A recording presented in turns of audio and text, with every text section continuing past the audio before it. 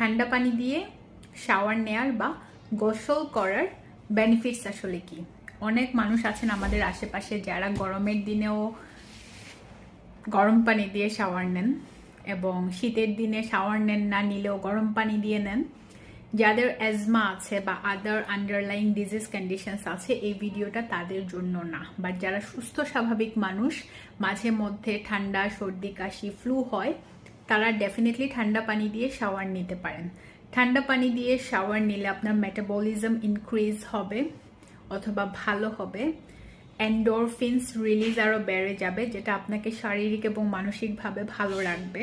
At the same time আপনার যদি flu থাকে, এক্সিস্টিং ঠান্ডা লাগে, এটা অনেকেই জানেন না, সর্দি কাশি, এই অবস্থায় আপনি যদি ঠান্ডা পানি দিয়ে শাওয়ার নেন, সেটা অনেকটাই আর্লি কমে যাবে। এটা ছাড়াও আপনার বডির যে টেম্পারেচার আছে সেটা প্রপার থাকবে এবং আপনার ব্লাড সার্কুলেশন, ব্লাড ফ্লো বেড়ে যাবে। অ্যাজ এ রেজাল্ট আপনি যদি প্রতিদিন ঠান্ডা পানি দিয়ে গোসল করেন, আপনি মানসিকভাবে ভালো থাকবেন, শারীরিকভাবেও ভালো থাকবেন।